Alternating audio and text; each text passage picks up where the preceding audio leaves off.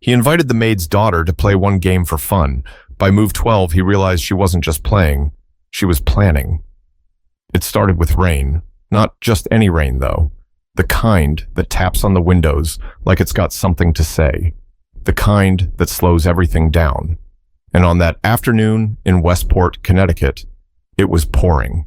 Franklin Maddox sat in the sunroom of his sprawling estate, a mug of untouched coffee going cold in his hand. He'd been staring at the chessboard in front of him for a while, the same game he'd started against himself 3 days ago. Same moves, same stale silence. He was bored, but not the kind of bored you fix with a book or a nap. This was deeper. The kind of bored that creeps in when you've got too much of everything and no one to share it with. His housekeeper, Denise, had just finished wiping down the hallway mirrors when he looked up and said, without really thinking, "Denise, your daughter, she's here today, right?" Denise turned, caught off guard. "Yes, Mr. Maddox. She's in the kitchen doing her homework." Franklin hesitated. "Would she like to play a game of chess?" Denise blinked. "Chess?" He nodded. "Just for fun." There was a pause, a long one. Denise was old school, respectful, careful, but her eyes narrowed just a touch. "She's only 11, sir." "I'm aware," Franklin said, setting his coffee down. "It's just a game." Ammani Covington wasn't the kind of kid who made noise in other people's houses. Her mom had taught her better than that. Speak when spoken to, sit with your knees together, don't touch what isn't yours. But now, her mom was nudging her toward a thick oak door that led to Mr. Maddox's study. "Be polite," Denise whispered, smoothing a wrinkle on Ammani's hoodie. "And don't feel like you have to finish the game." Ammani just nodded. She didn't say much. Never had. Words felt like water in her mouth, always rushing too fast or too slow. But her eyes were sharp, always watching, always learning. She stepped into the room. Franklin was already seated behind the chessboard. The fire crackled behind him. Books lined the walls from floor to ceiling. A large oil painting of a woman in a green dress hung crookedly behind him. "Imani," he said, with a small smile. "I'm glad you came in." She gave a polite nod, not quite sure where to put her hands. "Have you ever played?" he asked, motioning to the board. She looked at it for a moment. "A few times." He raised an eyebrow. "Do you remember how the pieces move?" "I do. Would you like to try?" Ammani sat down slowly across from him. Her feet barely touched the floor. She adjusted the sleeves of her hoodie, folded her hands in her lap, and waited. "White or black?" Franklin asked. "Black." He was slightly surprised. Most people preferred to go first. He made the opening move, e4, pawn to king 4, classic. Ammani looked at the board, then responded quickly, c5. Franklin smiled. The Sicilian defense, not what he expected from an 11-year-old. "You've been reading," he said. She didn't answer, just stared at the board. Franklin leaned in slightly. His interest was piqued now. He moved another piece. She countered. A few minutes passed. The moves quickened. Her eyes scanned the board like she was reading lines from a book she'd already memorized. Franklin paused. He was playing seriously now, not because he wanted to embarrass her, but because she was making it impossible not to. Denise stood quietly outside the door, unsure whether to knock or walk away. She hadn't seen Ammani smile when Franklin asked her to play, but she hadn't said no either. That meant something. Inside, Franklin was adjusting in his seat. The girl across from him was no beginner. She was 3 steps ahead of him on every turn. He caught himself reaching for a bishop, then pulling back. "You've studied this," he said. Ammani finally looked up. "A little. Online. At the library." "And no one taught you?" She shook her head. "Just practice." Franklin's lips tightened into something halfway between a frown and a smirk. He was losing. No, he had already lost. He just hadn't seen where yet. But even more than that, something else started gnawing at him, a question he hadn't asked himself in years. What have I been missing? But this was only the beginning. What happened next would shatter every assumption Franklin had ever made. Franklin leaned back in his chair, arms crossed, watching the chessboard like it had betrayed him. His queen was gone. His knight boxed in. His bishop had nowhere to go. And across the table, Imani sat quietly, calm, not smug, not smiling, just focused. Like this wasn't even hard for her. Like she wasn't beating a man with a Harvard education and a trophy from the U.S. Junior Chess Championship. Franklin cleared his throat. You play very well. Ammani shrugged. I just like the patterns. He tilted his head. Patterns? She pointed at the board. It's like math, but with stories. Every move tells you what kind of person they are. If they're scared, if they're greedy, if they don't think before they act. Franklin stared at her for a long moment. That wasn't something you picked up from YouTube videos. That was insight. That was gifted. He made one last move, a desperate attempt to trap her rook. Ammani barely looked before sliding her pawn forward. Promotion. She swapped it for a queen without hesitation. Franklin pushed his chair back. You win. Ammani looked up, unsure if he was joking. That's it? She asked. He smiled, a real one this time. That's it. She sat straighter. Can we play again? Franklin blinked. Now that surprised him. They reset the board. This time, Franklin played a little differently. He opened with d4 instead of e4. Less aggressive, more positional. Ammani still picked black, still calm, still quiet. As they played, he found himself curious. Not just about her skill, but about her. Her mom had worked in the house for years, but Franklin had never spoken to Ammani for more than a polite hello in passing. Now here they were, two completely different worlds colliding over 64 squares. He decided to ask a question. So, do you play at school? Ammani's fingers hovered over her knight. There's no club, I asked, but they said it got cut. Cut? She nodded. Budget stuff. Franklin sighed through his nose. Of course. He made a move, a bit sharper this time. She caught it immediately and blocked. What about tournaments? He asked. Ammani shrugged. They cost money, and my mom works a lot. It's hard. Franklin hesitated. That familiar sour taste hit his throat. The taste of guilt. The kind he'd learned to ignore in his marble kitchen and leather armchairs. The truth was, he'd never needed to think about things like that. Cost, access, time. As a kid, he'd had tutors, coaches, private matches. His father made phone calls. Doors opened. Imani? She was unlocking them herself. The second game went even faster than the first. Franklin tried to trap her early. She danced out of it. He opened the center. She squeezed him out. He shifted to defense. TA. She took control of the board like she owned it. By move 28, it was over. He laughed. Not bitterly, more out of disbelief. You're not just good, you're something else. Ammani looked unsure how to respond. She reached for the pieces, already resetting the board. Wait, he said. Let's take a break. She stopped, hands mid-air. Franklin stood up and walked over to the large window overlooking the backyard. The rain had slowed to a drizzle. Somewhere in the distance, a train horn echoed. He turned around. Has anyone ever told you you're brilliant? She looked at her lap. My mom says I'm smart. I'm not talking about smart, Franklin said. I'm talking about gifted. 1 in 1,000 type brilliant. Ammani stayed quiet. You ever play online? He asked. I use the free app on my mom's phone, but it times out if I take too long. Franklin sat back down, slower this time. The kind of slow where you're reevaluating everything you thought you knew. Ammani looked up. Can I ask you something? Of course. Why'd you ask me to play? He paused. There it was.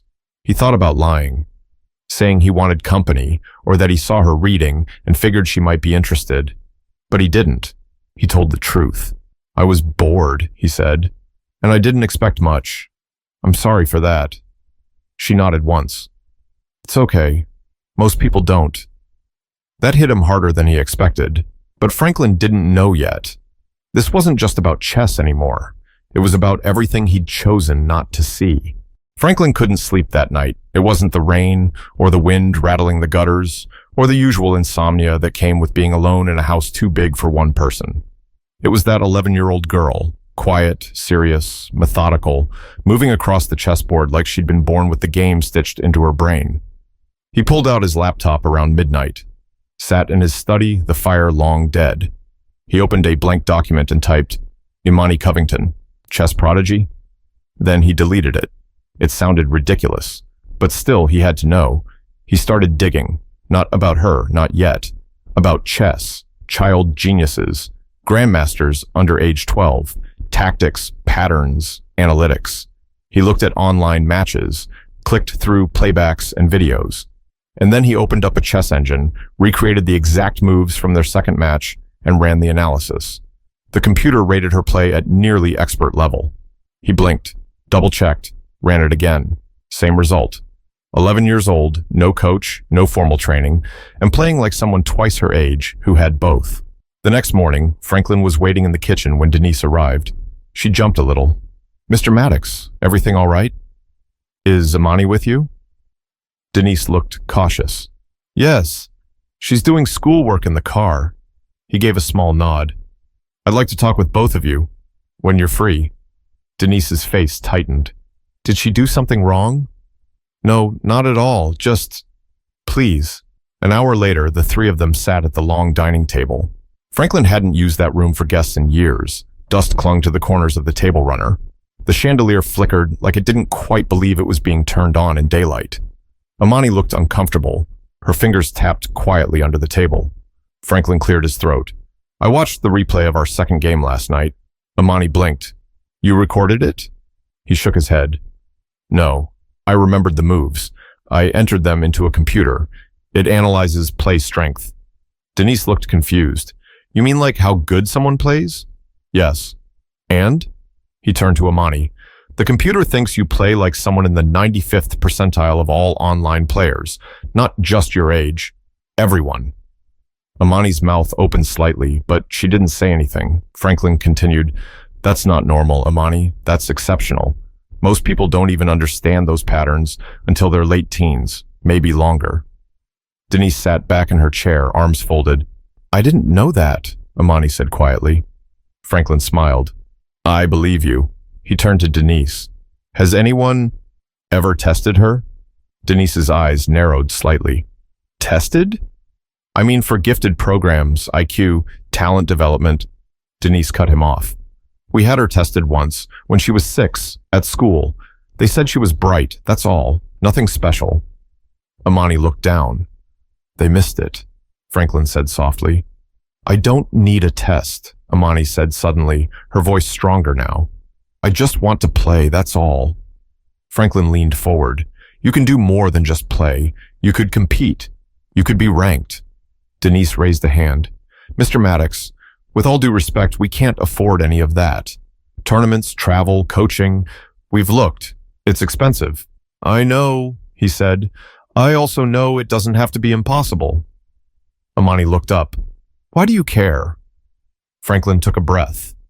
Because when I was your age, someone opened a door for me. A stranger who didn't owe me anything. And that changed everything. The room went quiet.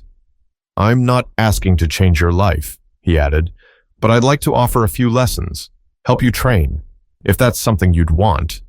Denise shifted in her chair. With all due respect, this isn't charity? Franklin's eyes didn't flinch. No, it's recognition. They agreed to let Ammani return that weekend for one session. Just one.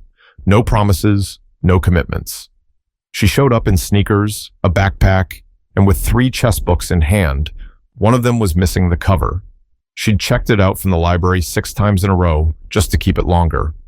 Franklin cleared a space in the study, brought out a wooden clock, printed puzzles, set up a laptop. And what he saw over the next 2 hours left him completely speechless. She wasn't just good. She was absorbing information like a sponge. Positional strategy, endgame theory, gambits. Everything he threw at her, she caught, flipped over, and used better than he had at her age. She didn't need hand-holding. She needed access. But what Franklin didn't realize was that offering help would also force him to confront parts of himself he'd been ignoring for years. The following Saturday, Franklin left his estate for the first time in weeks, not for a gallery, not for a board meeting, not even for one of his own charity events. He got in his black Lexus, told no one where he was going, and drove across town to where Imani and her mother lived. The building was nothing special. Faded brick, 3 floors, an old screen door that creaked louder than it needed to. It was the kind of place you passed by 100 times without ever noticing. Denise had hesitated when he asked if he could stop by. "It's small," she'd warned. "Nothing like your place." But Franklin insisted. "I'd like to understand more about Imani and where she studies. That matters." Ammani opened the door herself. "Hi," she said, stepping aside. "Sorry it's kind of messy. We cleaned, but it still kind of looks like this." Franklin smiled. "No worries at all."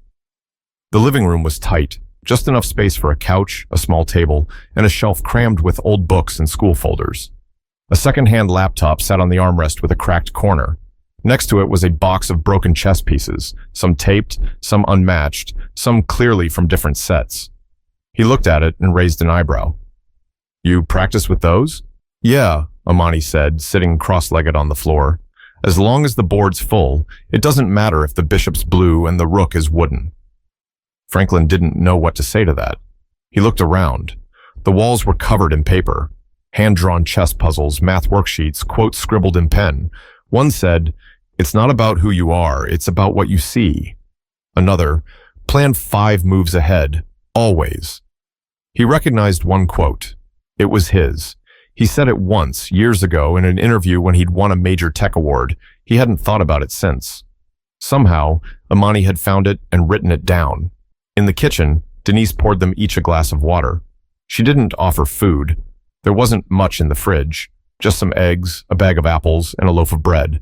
She handed Franklin the glass without saying anything.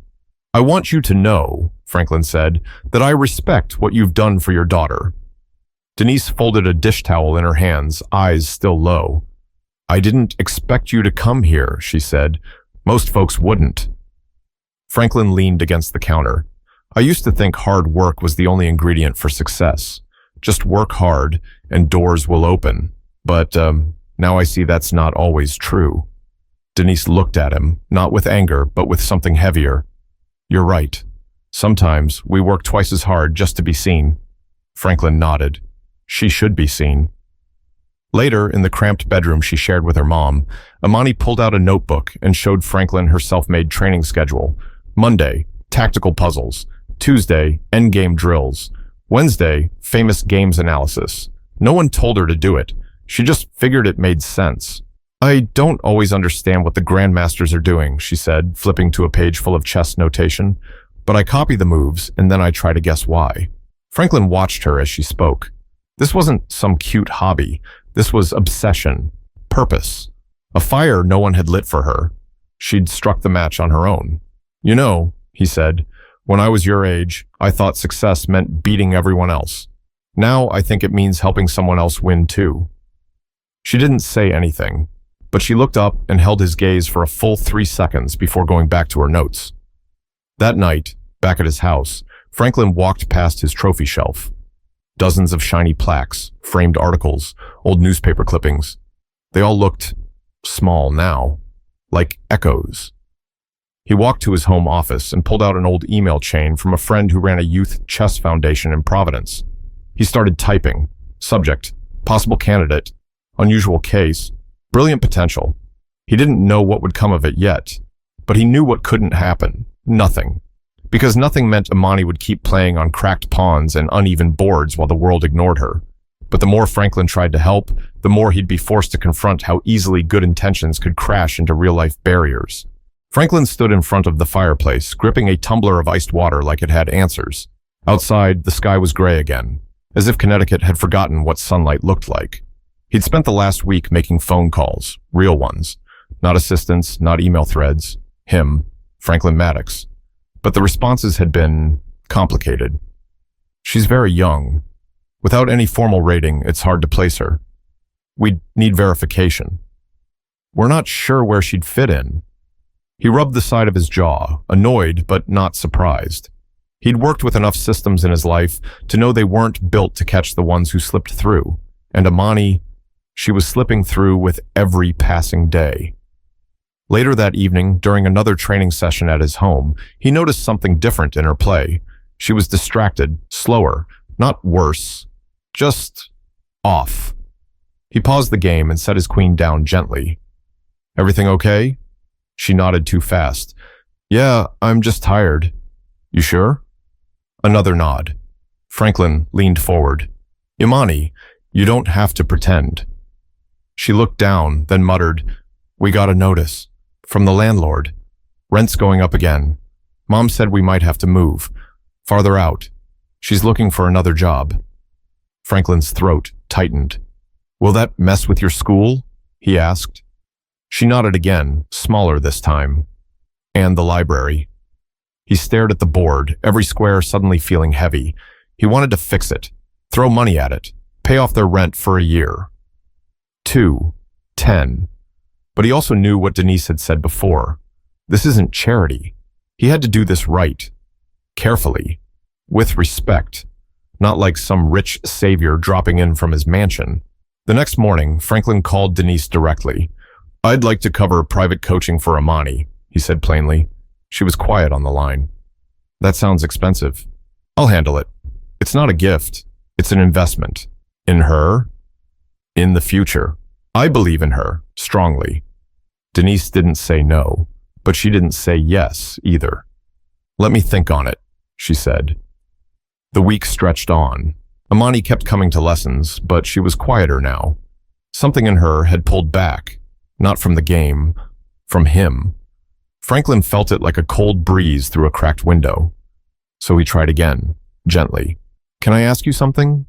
She didn't look up from the board. You always ask. Do you want this? Now she looked up, eyes steady. Want what? The training, the competition, the coaching, all of it. Ammani took a breath. I want to learn. I want to get better, but I don't want it if it makes my mom uncomfortable. She doesn't want people thinking we need saving. Franklin nodded slowly. You don't. She raised an eyebrow. You sure? Because it feels like that sometimes. He sat back, eyes on her like she'd just made another brilliant move. You're right, he said. I've been treating this like a rescue mission. That's not what it should be. She leaned on her elbow. Then what should it be? A partnership, he said. That weekend, Denise came to the estate, unannounced. Franklin met her at the front gate himself. I've been thinking, she said. A lot. And I've been watching. He stayed quiet. She's never lit up for anything like she does with chess. Not school, not books, not even music. And I used to think, if I could just keep her safe, that'd be enough. Denise paused, voice tightening. But now I see she wants more. And maybe she should have it. Franklin didn't speak right away. He knew how hard it was for her to say that. Not because of pride, but because of protection. Her whole life had been built on protecting Ammani from disappointment, rejection, false hope. I've been careful, Denise continued, my whole life. Careful with money, with time, with trust. And now? Franklin asked. She looked up. Now I think maybe it's time to be bold. Franklin didn't waste a second. He called his contact in Providence again, this time with a more direct tone.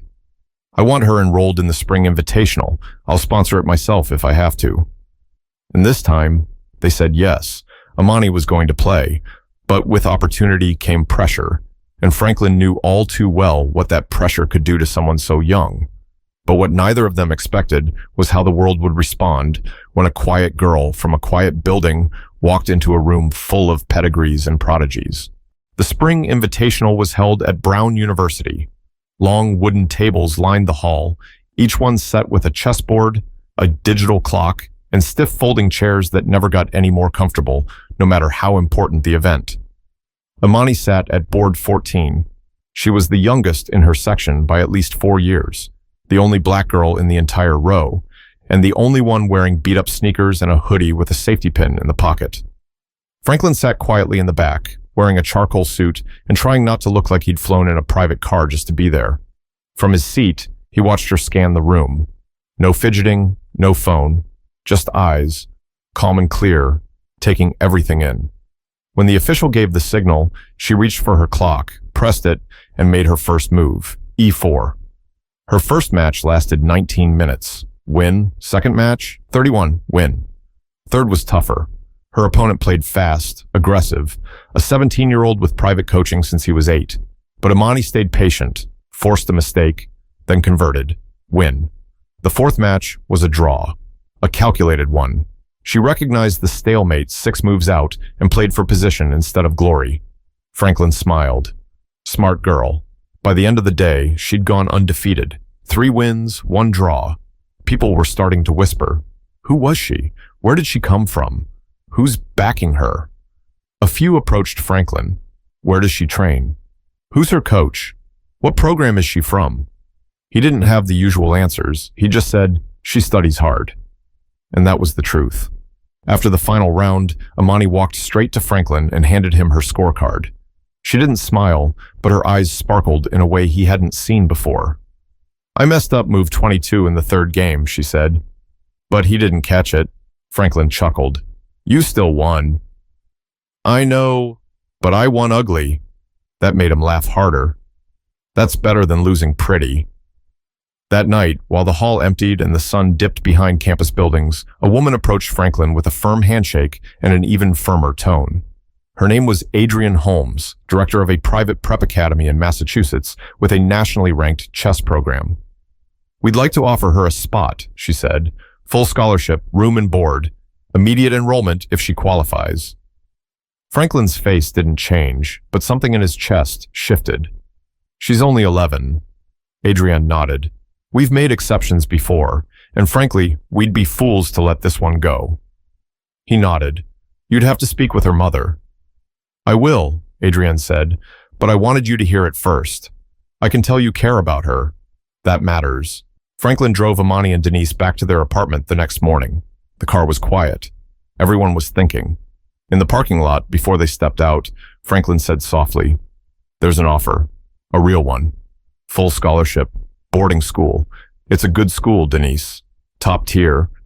She didn't answer right away. Ammani stared at the back of the front seat. Would I have to live there? Yes, Franklin said, but they give holidays off, and it's not too far. Ammani didn't say anything. Inside, Denise sat on the edge of the couch, elbows on her knees. She rubbed her palms together like she was warming them, even though the heat was on. I'm proud of her, she said finally, and I want her to have everything. But I don't want to lose her to some world I won't understand. Ammani's all I've got. Franklin knelt down next to her, not like a businessman, like a friend.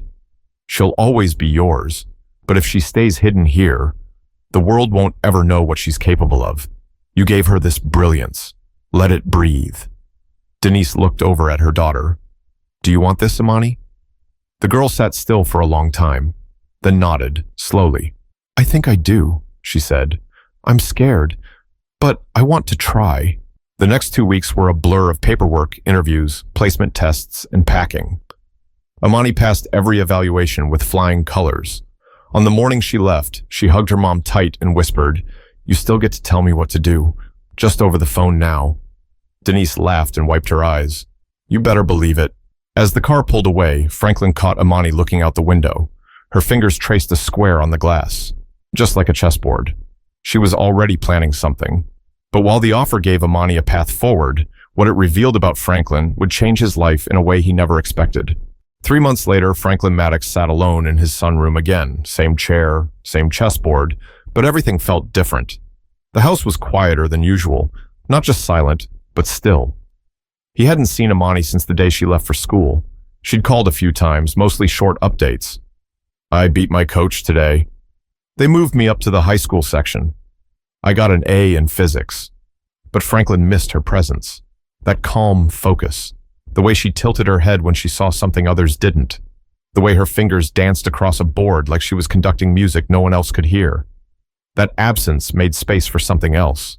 Reflection. He looked around the room, at the velvet curtains, the marble floors, the priceless artwork hanging from custom hooks. It all looked heavy now, like things built to insulate him from the world instead of connect him to it. And yet, that little girl, that brilliant, blunt, sharp-eyed girl, had cut through it all with nothing but a plastic rook and some borrowed time. Later that week, he got a call. Franklin, this is Adrienne Holmes, Ammani's coach. He stood up from his desk. Is everything all right? More than all right. She just won her regional section. We're preparing to send her to nationals. He smiled wide. That's incredible. There's more. She's been writing an essay for a scholarship program. She had to talk about someone who changed her life. She chose you. He froze. She didn't tell me that, he said softly. Well, she submitted it today. You should read it. An hour later, he did. Excerpt from Imani Covington's essay. I used to think people like Mr. Maddox were untouchable. Big houses, big jobs, big walls. But when he invited me to play a game of chess, he didn't see a maid's daughter. He just saw a player, someone worth taking seriously, someone worth teaching, and that changed me. But the truth is, I think I changed him too. Franklin read that line 5 times, and then again, and again. He didn't cry, but something loosened inside of him. Something that had been wound tight for years. Success had come early in his life. Money, fame, headlines. But meaning? That had taken 11 years and a quiet girl with no spotlight. He started calling his lawyer the next morning, not to rewrite his will, but to start a foundation, not one named after him. That didn't feel right. It would be called the Covington Project, a scholarship fund for overlooked kids with exceptional minds, not just for chess, for science, math, debate, robotics, any kid building brilliance in the shadows. He didn't tell Ammani right away. He wanted her to keep chasing her goals without feeling like she owed him anything. But he did write her a letter. Dear Imani, you were right. You didn't need saving. You just needed someone to see you. And I thank you, deeply, for letting me be that person, even for a short time. You've already taught me more than I ever taught you. Keep playing boldly, not just in chess, in life. And if you ever forget how much potential you have, just remember, you beat me, twice. Sincerely, Franklin Ammani would go on to compete nationally. She'd win some, lose some, but more importantly, she'd become the kind of person who opened doors for others, just like someone once did for her. And Franklin? He kept playing chess, not to win, but to remember. Because the real game wasn't about kings and queens. It was about recognizing brilliance in unexpected places and knowing when to move aside and let it shine. There are kids like Ammani in every city, every school, every neighborhood, not lacking talent, just opportunity. If you know one, help them, not with pity, with partnership. Sometimes the greatest thing you can do is pull out a chair, set up a board, and play the first move. You never know who's sitting across from you.